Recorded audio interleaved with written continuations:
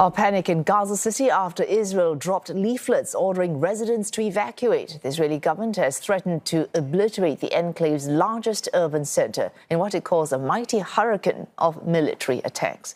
Home to some 1 million residents before the war, the IDF is eyeing a fatal blow to what it sees as one of Hamas's final remaining strongholds.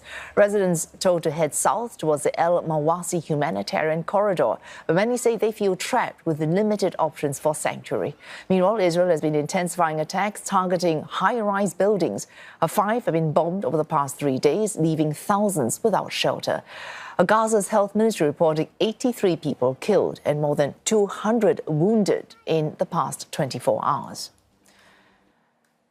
And from Blake Sifton joins us live from Tel Aviv. Blake, a mass evacuation order for people in Gaza City as Israel ramps up its military operation ahead of this planned takeover. What's behind the timing of today's message?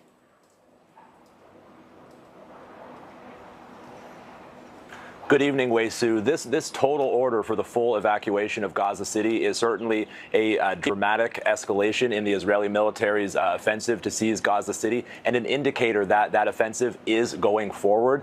It comes after an intensification of Israeli attacks in recent days. As you mentioned, we began seeing the bombing and destruction of high-rise buildings in Gaza City by the Israeli Air Force on Friday, after Israel's defense minister said that the gates of hell are opening in Gaza City. In the last few days, 5 buildings have been destroyed, and Gaza's civil defense ministry says that they housed some 4,100 Palestinian civilians living in 209 apartments. Of course, those are all gone, destroyed. When I've spoken to my contacts in Gaza City today, they've described widespread fear amongst the public in Gaza City. They don't know what's going to happen next or what to do.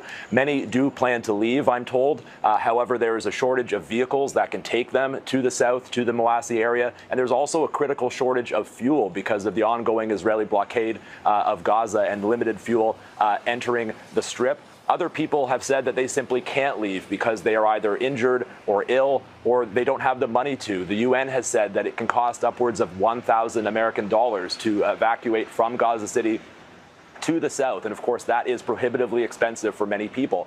And still others have said that nowhere in Gaza is safe and they'll stay where they are. On Sunday, Prime Minister Benjamin Netanyahu said that some 100,000 people have left Gaza City so far. That's out of a population of 1 million. And the Israeli military reportedly believes that at least 200,000 people will stay behind. Of course, the UN have said that Gaza City is the epicenter of the famine already gripping Gaza. And if this offensive goes ahead, as it looks like it will, that situation is likely to get much, much worse. And the situation on the ground as the fighting unfolds for those people who remain behind is expected to become very, very dangerous. Blake, that offensive goes ahead. Israel is going to be needing more boots on the ground. If we head into October, we're looking at 2 years of fighting that war in Gaza. An expanded offensive will require that many more soldiers, and that would mean reservist call-ups for Israel. What's the reaction been like for people in Israel to call-ups for new reservists? That's right. Last week, we saw some 60,000 Israeli reservists called up. An additional 20,000 who are already serving had their service extended. Now, many reservists in this war, in the 23 months of this war, have served multiple tours. They've served in both Lebanon and in Gaza. They've served hundreds and hundreds of days. Many of them are older. They're in their 30s. They have families. They have careers. And they've expressed feeling exhausted. They've talked about the burden that this service is having on their families and on their livelihoods. And last week, during this call-up, the numbers who reported were reportedly very low compared to previous call-ups. Reservists have asked for exemptions from their commanders to not report for duty, and others have simply not shown up.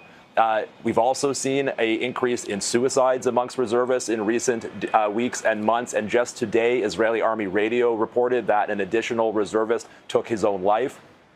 There has also been growing opposition to the war itself amongst reservists. Here in Tel Aviv last week, a group of 370 reservists issued a statement saying they will no longer report for duty because they feel that this offensive to seize and occupy Gaza City will harm the hostages, it will kill soldiers, and it is illegal. However, I've also spoken to reservists who've said that they will report for duty because while they may not agree with the war's direction anymore or believe that the goals are achievable, they don't want their fellow soldiers to go without them. Thanks, Blake Sifton there for that update. Thank you, live from Tel Aviv.